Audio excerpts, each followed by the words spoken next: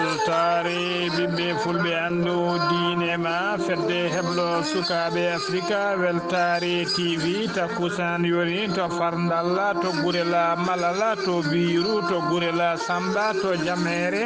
to ballela to dema demba kon takkusan juula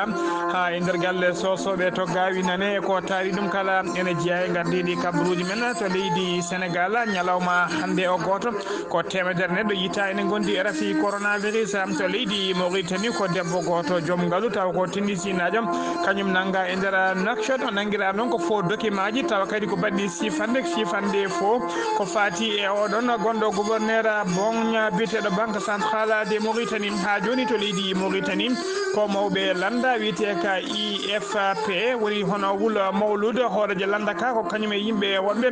ardiɓe landaka tawra ene gondi e brosse coronavirus to leydi Mali ma jaaha to gawinane kalene jaltugol aduna gonnoɗo maire commune o biteɗo biyetenoɗo Hachimiou Sow to leydi Niger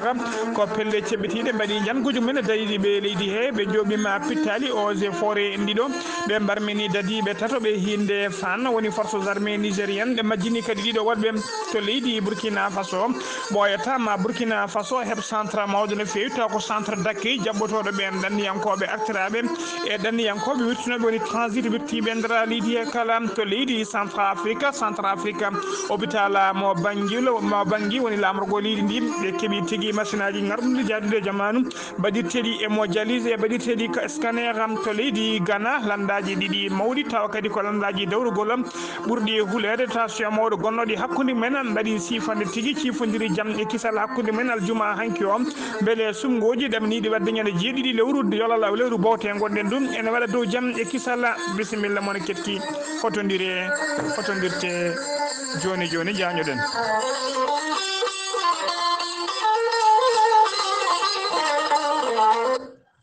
أعوذ بالله من الشيطان الرجيم وبشر الصابرين الذين إذا أصابتهم مصيبة قالوا إنا لله وإنا إليه راجعون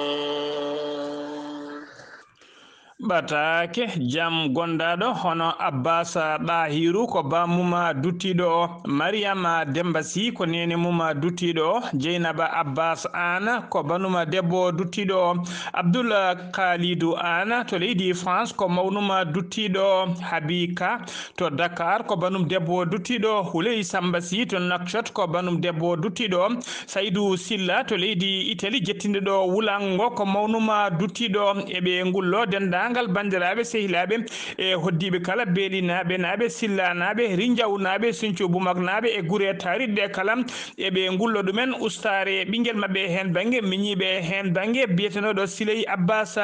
Abbas noon ko jamma hanki o hooti e jomum ko to hôpital mo kay hayɗi ko ñalawma hande o sanga 10 heures o wirna to saare gonga nde beelinaɓe dow inde ceerno Habou Diallo hoorejo heblo sukaɓe Afrique en nuldi duwawuji men faade dendagal ɓesgu makko kala jinnaɓe makko kala allahumma amina.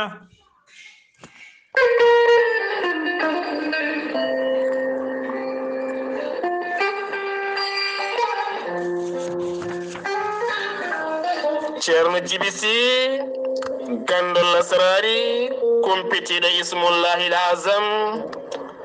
laabaɗo l'istikhara bittuɗo gande mawɓe men ha heeɓi hen yaqin ceerno Djiby Sy safriyenke ngana cafrowo ñabbuji cuuɗiɗi e ɓalli debbo donkuɗo ɓesnude gorko mankaɗo ndiyam kono ne kadi ñaw biyeteɗo diabète tension ha e ñabbuji kediɗi kala ceerno Djiby Sy ene safra moni kala fodde doole mum ɗo tolni sahani aɗa wo safruma taw kadi haydara ala ngam andudema on ñaw alanamo rewam ceerno Djiby Sy ñabbuji ɗi tan woni ko safirta noon on mo seyɗani wahliti hoore mum walla jarowo barogal e kala saaha ceerno jibisi en andina dendagal muritannaɓe e dendagal windere kala caggal nde waɗi jillu makko toon to leydi Mali oɗon saaha mo gonɗen omo tawi to Nouakchott lamorgo leydi Mauritanie leegal biyetegal annetet kala jiɗɗo hebdemo noddirguel makko téléphone koni sifori sa yiɗi hebde ceerno jibisi mbatta ko 00 222 47 22 80 84 ganden kadi ceerno jibisi ene monnanayi wonande on jiɗɗo hebbinde nayi mum to banggue leɗɗe ceerno jibisi ne andina dendagal bandiraɓe taweteɓe to Mali e ko taari Mali kala sa ari ha to Nioro Mango base makko jewitiɗo e pharmacie ene tawi ɗon woni ɗon ko biteɗo Samba Sy mbatta ko 00 223 90 22 94 71 mbadden dando faade ceerno jibisi kettude kaburuji mon e demgal pulaar Afrique, Asie, Europe, Amérique, Moyen-Orient, Océanie.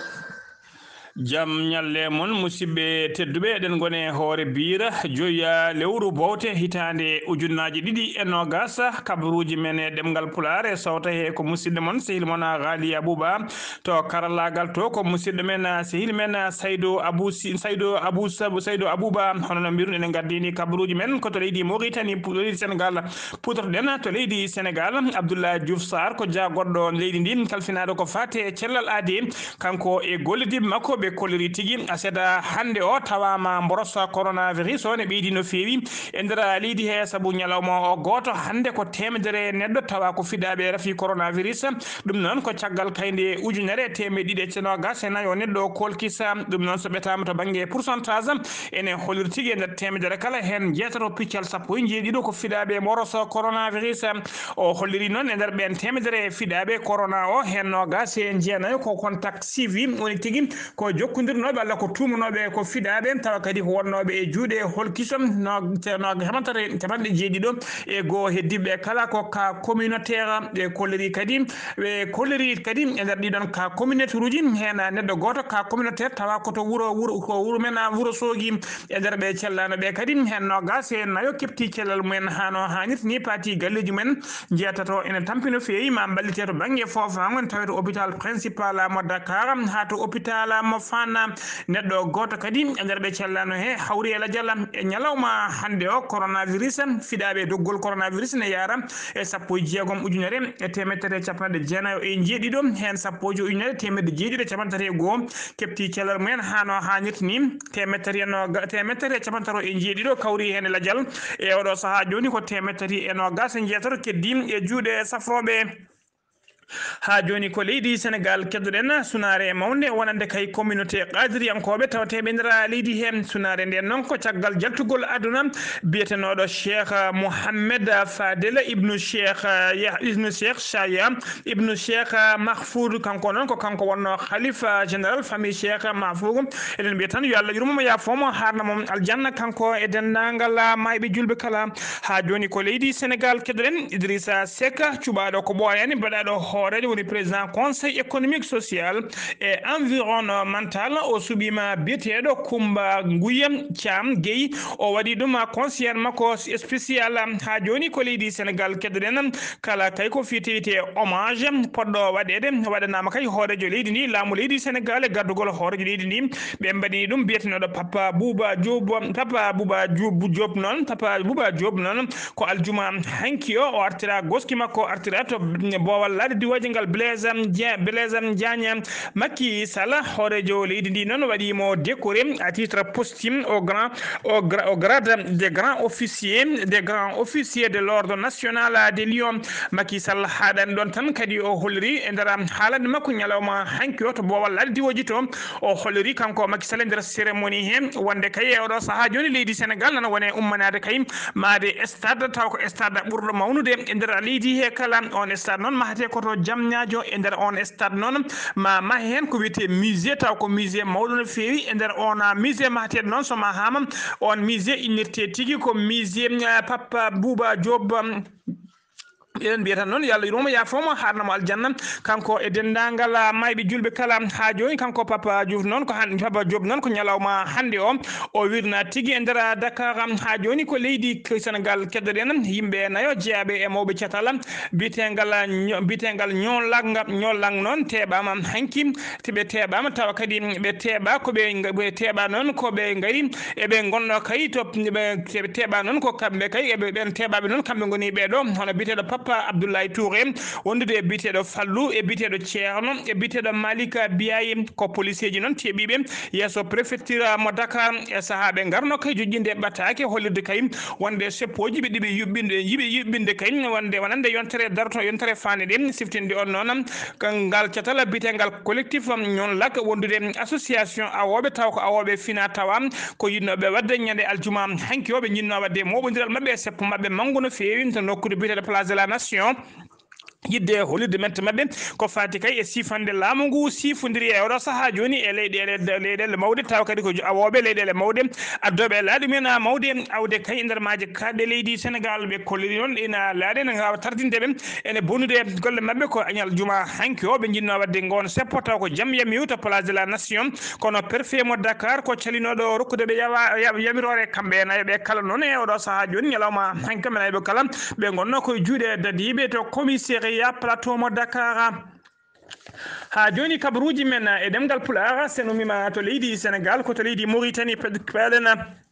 Mohamed Cheikh El Razouani ko hoorejo leydi ndi o bismima o joddima en audience to palais présidentiel gonɗo kay oɗo saaha joni gardiɗo fédération football mo leydi Mauritanie tawi kadi ko jeeyaɗo e mbiriji hettuɓe gembeji mumen gam kay ɗaftodiriyede gardigo ko wiyete CAF woni tigui confédération africaine de football on woni Abdoullah on tigui woni Ahmed Ould Yahya kanko ko ñalne talata ɓennuɗo noon ko ñande hen tigui ɓe joddino o holliri hen noon o holliri noon kanko Ahmed Ould Yahya tigi wonde addimo ko teddinirde e haalande hoorejo leydi ndi wonde kay ko fati e candidature makko yinde wonde hoorejo confédération africaine de football woni hoorejo CAF o holliri noon hen weltare makko no feewi o holliri kadi wonde hoorejo leydi ndi holliri hen weltare mum mawde no feewi holliri kadi hollirimo peeje kadi kewɗe ɗe o foti wadde holliri kadi nana caggal makko neldimo kadi hen duwaw nde Allah rokkatamo polgu ha joni kabaruji men e demgal Pulaar dadiɓe halfinaɓe nden ke e kisal Nouakchott lamorgo leydi Mauritanie ɓe teeɓima debbo goto joom ngaalu woni femme d'affaires taw ko koɗo tunisinajo kanko debbo noon ittinomo leydi Tunisie addimo nder leydi Mauritanie ko gam yidde kay wontude gayi société ji makko yidde gollodirde e ɓeɗon wiyeteɓe les hommes d'affaires woni joom ngaaluji leydi Mauritanie o teeɓira noon o tawa tigui o tuuma tigui walla o tawa komo jogui kayitaji tawa ɗina kayitaji noon ko faux papier ji dossier ji ɗi pewani baɗɗi cifande walla casier ji ɗi moƴƴani taw kadi ko cifande e casier ji taw gouverneur banque centrale mo leydi Mauritanie hollirama noon e oɗo saaha joni noon kanko noon teɓam no tawete o ɓeɗinama e kasoji ɗi leydi Mauritanie ha joni ko leydi Mauritanie keddoɗen IFP ko union des forces de progrès ko inde landa lunda ka Mohamed Ould Mawlud ardi e nder leydi Mauritanie ardiɓe e landa ka noon hewɓe mabɓe tawama tigui ko fiɗaɓe mboroso coronavirus ko wayno hoorejo landa ka hono Mohamed Ould Mawlud kañum e hoore mum e ko fiɗaɓe wondude e Kalidou Ould Dédé e wondude e biteɗo Mohamed Lamine Eliane ɓeɗo kala e gondude e gonɗo ne wiye Aissatou Sow ɓeɗo kala tawama ko fiɗaɓe mboroso coronavirus hay sinno noon mboroso liɓaniɓe e oɗo saaha kay kamɓe kala koɓe joncuɓe e koye mabɓe ɗeɗon ɓe limtoɗenɓe kala ko joncuɓe e koye mabɓe kay guila anje dabodiral e cargol oɗon mboroso biteɗo covid 19 ɓayyini kabaru o noon ko responsable kalfinaɗo ko fati communication landa kam biteɗo Mohamed Lamine Ould mbiye ha joni kabaruji men e demgal Pulaar leydi jagoɗo leydi Mauritanie kalfinaɗo ko fate cellal aadi kanko e gollidiɓe makko ɓe kolliri tigui wonde mboroso coronavirus o oɗo saaha kala ñalawma ɓeydo tigui ƴellitade nder leydi he ɓeydo ƴellitade nder leydi he aljuma hanki o tan ɓe kolliri ko 1jeeɗiɗo mo neɗɗo kañumen fiiɗa coronavirus e nder ɓen noon o holliri kadi e nder ɓe cellaɗo ɓe hen nogas e jeeɗiɗo kepti cellal mumen hano hannirta ni pati galleji men neɗɗo goto hawri hen e ladial leydi Mauritanie ne yaara ujunaji jeenayi temedere capanɗe jeetati e goho neɗɗo fiɗaɓe limtaɓe doggol coronavirus e nder ɓen noon hen ujunaji jeeɗiɗi e temedde jeetati sappo e ɗiɗo keptino cellal men hano hannirta ni temedere capanɗe jeetati e ɗiɗo kawri hen ladial e nder ɓe cellade ɓe kadi hollirama capanɗe tato neɗɗo en tampima no fewi ma ballite to banggue fofango ha joni ko leydi Mauritanie kederen tribunal du commerce mo Nouakchott ɓe ñaawi ɓe jandini ñawore ha laaɓi ɓe jandini ha laaɓi ñawore biteɗo Cheikh Ali Rida noon e golidi mum kala ñaaru mabɓe yani ha laaɓi tribunal o noon namdima dendagal livre ji makko e dendagal registre makko taw ko registre makko de comptable guila kay o fuɗɗi golle makko ha yetti oɗo saaha joni nde ɓe gaddante ko ɓuuri yawde e yaccare ɓe dokkiɓe kadi délai ko ɗo e jonte ɗiɗi yataw ɓe gaddi dendagal ɗin registre uji tribunal o haɗan ɗon kadi rokki yamirore nde dendagal ngalluji makko jeeyi makko e ngalluji kala guila galleji makko ha e boye makko e kala ko wiyete kanko jeeyi nde watte saisi so waɗama saisi kadi waɗe ko wiyete liquidation woni yeeye noon tawa kadi ko catala bitegal Madena kañum tigui Madena Mauritanie kañum tigui halfina ko fate liquidation ɗeɗon golle kanko noon enon golle tribunal o noon hokki tigui ɗenon golle ko mbiɗen waɗi saisir kay foof noon taw kadi ko Madena Mauritanie kañum halfina dendagal ko fati e liquidation ɗiɗon kake makko ɗi kala kanko oɗon biyetenoɗo kanko oɗon biyeteɗo Cheikh Ali Rida kabruji men ɗemgal Pulaar sago mima to leydi Mauritanie ko to leydi Mali paɗena to leydi Mali ma jaaha to gawinane noon e commune gawinane fodde nogas e tati wuuro tawatego e nder commune gawinane kañɓe kala noon ñalawma hanki o faade oɗo saaha joni ko sunare mawde no fewi tawate toon sunare nde noon ko yaltugol aduna kay goto e ɓesgu leydi ndi goto e ɓesgu commune o tawa kadi ko gardiɗo commune mo Allah ardino commune woni maire commune mo gawinayo biyetenoɗo Hasimiou Sow noon yaltiri aduna ko duuɓi capanɗe jeeɗiɗi dow inde ceerno Habou Diallo horejo heblo sukaɓe Africa windere dow inde Moukhtar Sow horejo heblo sukaɓe Africa sengo leydi Mali en nuldi duwawuji men faade dendagal commune mo gawinane kala nogas e tati wuuro tawateɗe commune gawinane kala e dendagal to koreji makko bandiraɓe makko foof tawate toon en neldi ɗumen duwawuji ha tengti noon kadi e galle sosoɓe ɓe gawinane ha joni ko leydi Mali keddoɗen joom hôtel aji hewɓe tawateɓe e nder leydi Mali guila to Bamako lamorgo leydi ndi ha guure mawɗe tawateɗe nder leydi he kala ɓe koleri e oɗo saaha joni ɓe jogui caɗele mawɗe no fewi hakkude mabɓe e laamu ngu caɗele ɗe noon ko wawde ronkude hebde kay koppereje mabɓe woni haalisaji mabɓe ɗeɓe ndeɓata laamu ngu ɓe kolleri tigui e saaha kay wonɓe ƴere adawinde ko fatino e rafi coronavirus yimɓe hewɓe tumanoɓe ko fiɗaɓe coronavirus e ummotonoɓe caggal leydi ne gaari foof ko nder ɗino hôtel aji kewno joñoyede e mbadi quarantaine ɗum noon ko facture aji ɗi ɓe mbanno faade e laamu ngu nde laamu transition ngu fuɗɗi noon hollirama tigui feccere e ɗin noon facture aji ɓe puɗɗinoma yoɓede ko heddino kedde haalisa mabɓe woni reliquat mabɓe noon hono Moukhtar Wan noon ko kañum woni hoore jagode leydi ndi e mbadi transition o waɗi sifande nde o rewni ɗum e juuɗe kayi taw ko jagoɗo kalfinaɗo gueɗe caggal leydi kalfinaɗo kadi gurdam malinaɓe wuurɓe caggal leydi o rokkino ɗum yamirore kayi nde ɗeɗon koppereje wawata tigui ko heddi woni reliquat o nde wawata rendinede ha laaɓa joom ɗin hôtel aji mbawa hebte kalisaji men kono hollirama tigui e oɗo saaha joni hono directeur général du budget biteɗo Sidiga Traoré kañum tigui bloqué ɗino signature uji kañum haɗi ɗino koppereje yaltude kamɓe mawɓe hôtel aji ɗi noon joom hôtel aji ɗi ɓe kolleri hen mette mabɓe no fewi ɓe kolleri kadi yo yimɓeɓe gandu wonde yimɓe hewɓe famille kewɗi guuri tigui koye golle he gollotoɓe hôtel aji he ko hen gurni galleji mumen ha joni ko leydi Mali keddoɗen to leydi Mali noon Bakore Silla ko ɓurnoɗo lollide GGB ko joom ngaalu malinajo dowlunoɗo no fewi ko opérateur économique dowluno no fewi nder leydi Mali o yalti aduna noon aljuma hanki o nayi lewru décembre hitande ujunnaje ɗiɗi e nogas to nokku to wiyete Korofina noon e nder clinique tawateɗo nder Korofina hollirama noon oɗo saaha kala o wonano karlo cellal ha joni ko leydi Mali keddoɗen fama woni forces armées malienne aljuma hanki o nayi bowten hitande ujunnaje ɗiɗi e nogas dadiɓe leydi Mali ɓe hinde fama ɓe mbaɗi tigui ɓe kolliri tigui wonde ɓe jiiti ɓe pirti kan uji jeegom e kan uji d'entraînement e nokkuji jeegom tawa kadi koto ɓiyeɗon wiyete pelle ceɓɓitiɗe te konno ɗum noon ɓe kelliɗi ɗum ɓe pirti ɗum ha sori ladde caggal kayno ɓe tinno ɓe jinno wadde mabɓe jango ɗon tigui laade mabɓe diwoje e ballal daddi laaɗe diwoje dadiɓe leydi France ɓe hinde barkan ko kañumen tigui e ballal mumen ɓe mbawi wadde opération ɓe mbawi firtude e bonnude fodde base uji jeegom militaire camp uji jeegom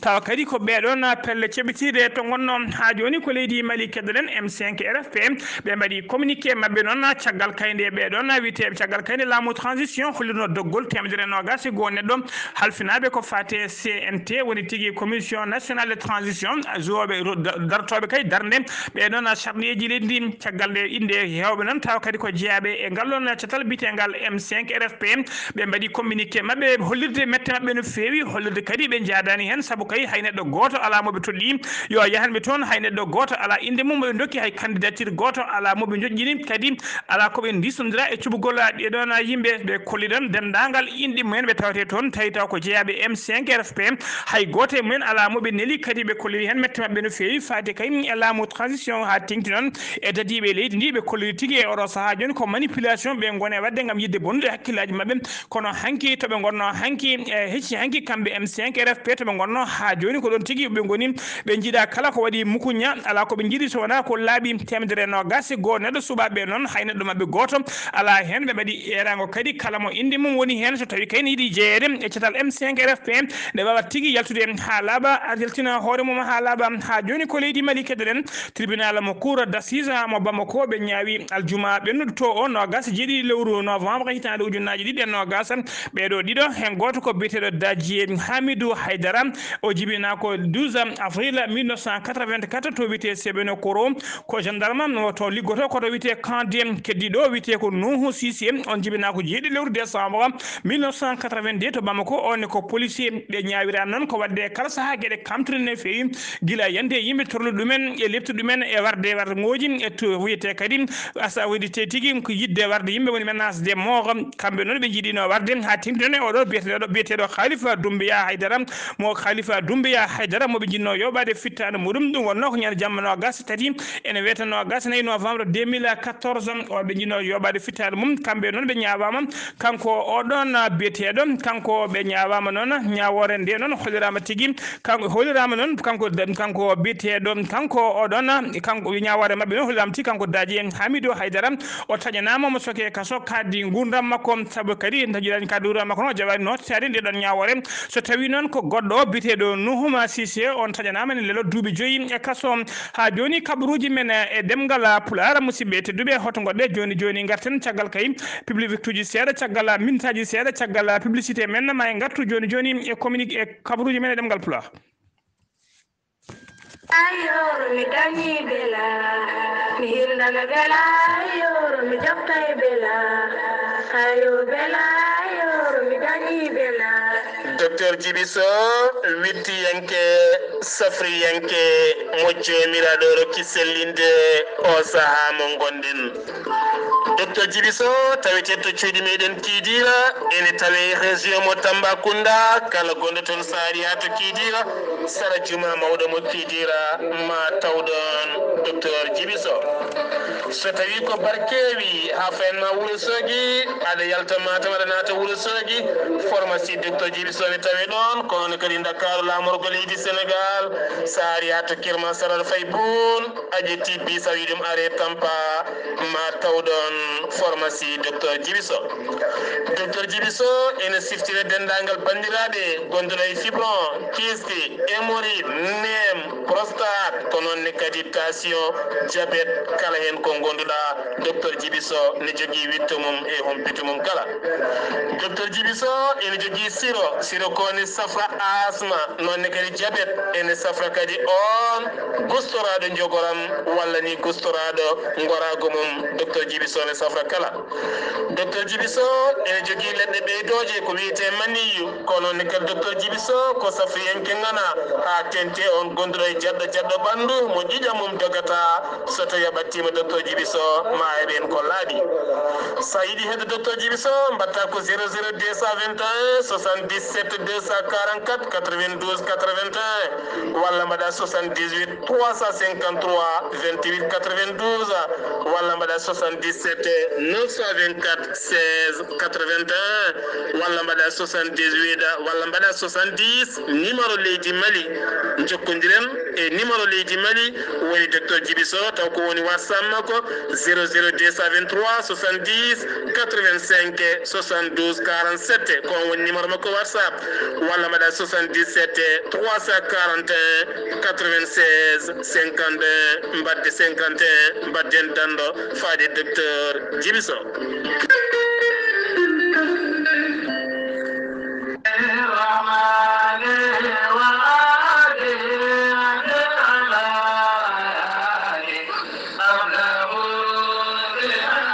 holto paaɗen ko cuuɗi meɗen melga ñalɗi diine gowɗi waɗede kala lewru décembre oɗo saaha so yonti bandiraɓe kala ne tintine saaha o heedi ziyara o waɗata ko ñande 12 fayenma 13 lewru décembre nduɗo hen ndu gonɗen hol baɗanteɗo ɗo ziyara ganɗo moƴƴo jankiniɗo jangguinowo laaɓaɗo gandal laaɓaɗo deftere Allah teddude nde woni ceerno Djibril Racine Baydi Hammadi Makam Sow e dow inde teddinirede dendagal hoore ñiwanaɓe kala e gardugol ceerno Sérif Ahmadou Oumar Sow kamɓe miñumen kala koye dow inde teddugal mabɓe ko noonne kadi e dow inde teddugal ceerno Amadou Kadia Sow ko noonne kadi ceerno Djibril Atoumani Sow kamɓe ceerno Samba Atoumani Sow e dendagal bandiraɓe julɓe kala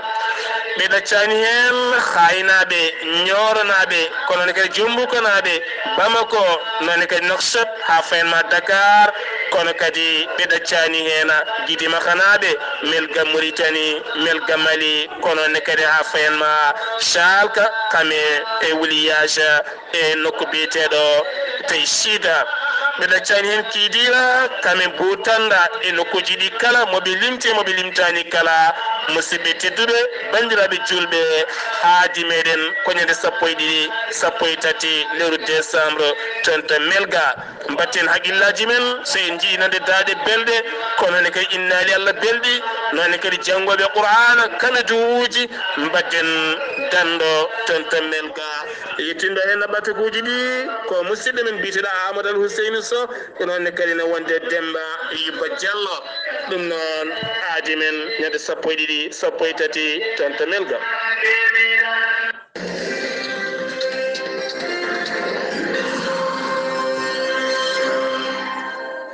ceerno Abdoulaye Sarr golle ma jooɗi peewi sen ummima to leydi Mali paaɗen koto leydi Niger pelle ceɓɓitiɗe mbaɗi janguji mumen taw kadi janguji ɗi ɓe nguuju toɓɓi ɗon ko ɓeɗo dadiɓe ɓe leydi Mali dadiɓe leydi ndi ɓe hinde fan woni forces armées nigérienne wondude e ɓeɗon taw kadi koɓe hinde eaux et forêt woni dadiɓe halfinaɓe ko fati e ladde e kulana ladde e nder jangu he noon jangu mbaɗi ɗum ko nokku to wiyete zone Tappoa noon to tawe ene tawe tigui to banggue worgo ɓajo hirnangue leydi ndi Tappoa noon ko 150 kilométre hakkude mum e lamorgo leydi ndi hakkude mum e ñaame bila o noon hollirama tigui ko dadiɓe ɗiɗo ɓe hinde eaux et forêt mbasi hen pittali men dadiɓe tato kadi ɓe hinde fan woni forces armées nigérienne ɓen mbawi barmude hen dadiɓe ɗiɗo forces armées nigérienne kañum majjinama hen melo woni porté disparu koto leydi Burkina Faso paɗen Burkina Faso noon ɓoyata ma leydi ndi heeɓa ko wiyete centre d'accueil woni centre mawɗo no fewi jaɓɓotoɗo hoɓɓe tawa kadi ko hoɓɓe artiraɓe yanoɓe dande ndewani lawol artiraɓe nder leydi he walla tigui taw kadi ko hoɓɓe tawa ko ɗannotoɓe wittotoɓe e nder leydi he waɗoɓe ko witte transit ɗum noon dendagal ɓen noon so mbawi artirede walla nanguede ma mbaw nanguede kay mbawa moftede hodde honnede e ɗiɗo oɗon centre ɗamniɗoma heede e nder leydi Burkina Faso centre o noon ko mawɗo no fewi mahata centre o noon ko laamu leydi Burkina Faso wondude e catal bitegal OIM woni l'organisation internationale de la migration wondude e fedde union européenne ko ɓeɗon ndendinta koppereje juuɗe ndendinta koppereje nanna juuɗe e poche jaltina koppereje made oɗon centre kadi ɓe mbawa toppitade ko fati kayi e kotki e gurnemeje ɓen ɗaminiɓe waɗede e nder ɗiɗon centre uji ha joni kabaruji men e demgal Pulaar koto leydi Ghana paɗen to leydi Ghana noon ɓoyata leydi Ghana yaaha sumgoji mum sumgoji hoɗeji leydi tijjaɗi tigui ñande jeeɗiɗi nduɗo lewru bowte gonɗen e oɗo saaha foof noon ko kulhuli mawɗi ko tension mawɗo woni hakkude landaji ɗiɗi dawrugol ɓurɗe mawnude famlude nder leydi he woni landa woni kaɗo landa tawa kadi ko landa lundi yanke arno ka landa lundi yanke ɓurka mawnude wondude landa laamu ka hollirama noon aljuma hanki o nder hôtel goto tawateɗo nder Accra laamogol leydi ndi ardiɓe ɗiɗon landaji ɗiɗi mbawi joddade ɓe cifodiri sifande jaam e kisalle wona hakkude mabɓe beele sungoji ɗi mbaɗe dow jaam gasa e dow jaam tawa waɗani fitinaji ha joni kabaruji men e ɗemgal Pulaar koto Centrafrique paɗen Centrafrique noon leydi Centrafrique ɓe nder bangui Banjul nder bangui lamorgo leydi ndi hollirama tigui wonde ɓe keeɓi appareil tawa kadi ko moƴƴi jaduɗi e jamanu ɓe keeɓi centre ɗiɗi noon hen centre goto ko centre watte